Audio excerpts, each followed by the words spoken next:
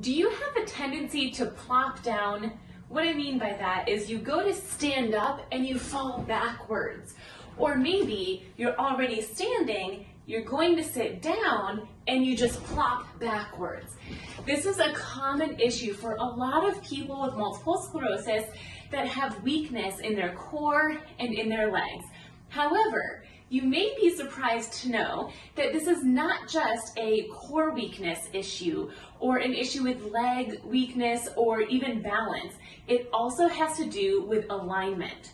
My name is Dr. Gretchen Hawley. I'm a physical therapist and a multiple sclerosis certified specialist.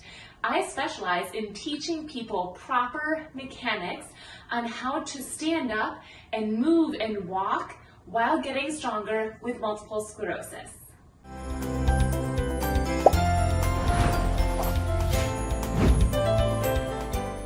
So let's break down this movement of standing up and sitting down.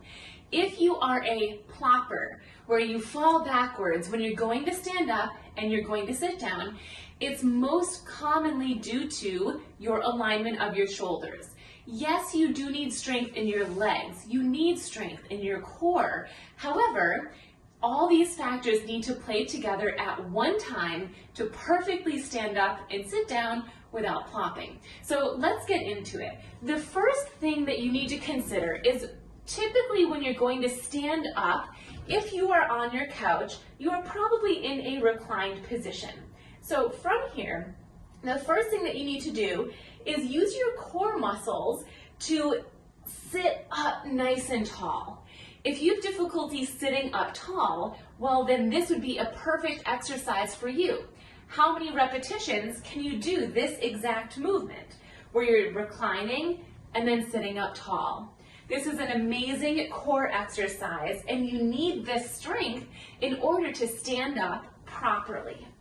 So once you have a good amount of core strength there and you can sit up relatively easily, the next thing you need to do is have core and hip strength to scoot forward. There is no chance that I can stand up from this position sitting this far back in a couch. I would have to propel myself forward far enough to get my shoulders over my toes, and that is just not realistic. So to make this movement easier, I want to scoot forward. You can use your hands on the couch, or you can avoid using your hands. It's up to you. You're going to just scoot one leg forward and then the other.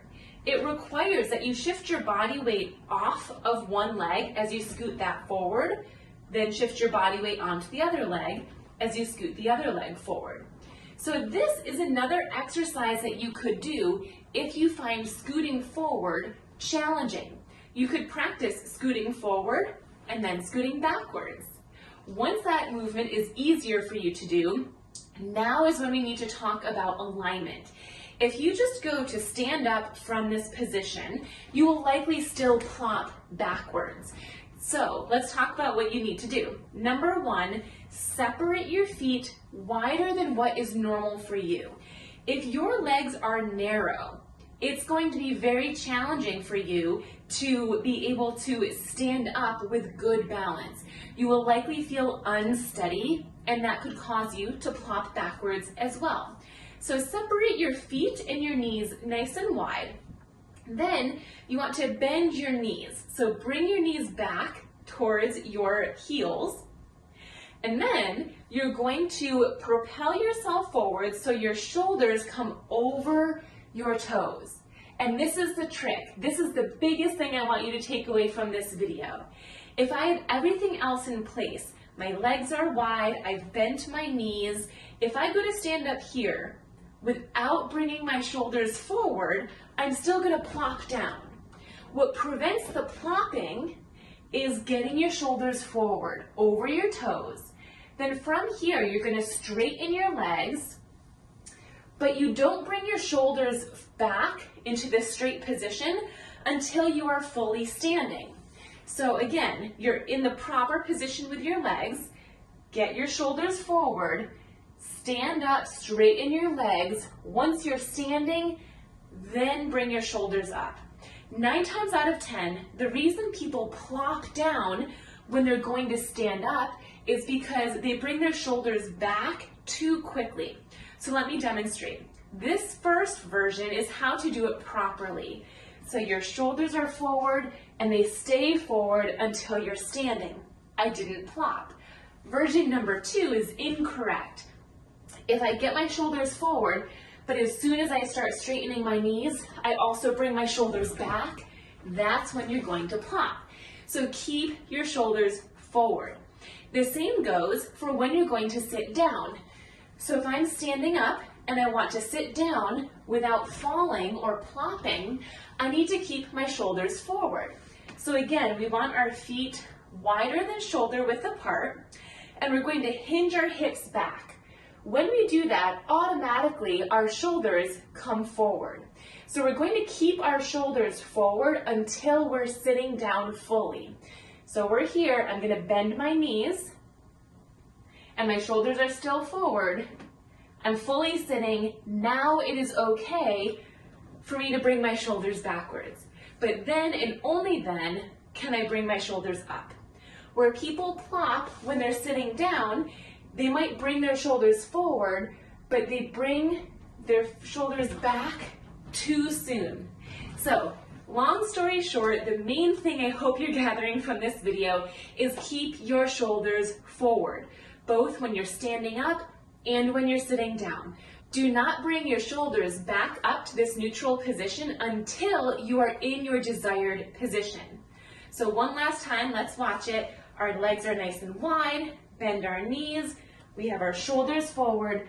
I'm gonna stand up, straightening my legs, and then bring my shoulders back. If I want to sit down, I'm going to bring my shoulders forward by hinging, and then sit all the way down, and then bring my shoulders back. You can use this technique anytime that you are standing up or sitting down. I demonstrated from my couch today, but you can use this technique when you are standing up from the bathroom toilet, when you're standing up from a kitchen chair or a living room chair, a couch, a sofa, a love seat, literally anytime you are standing up or sitting down.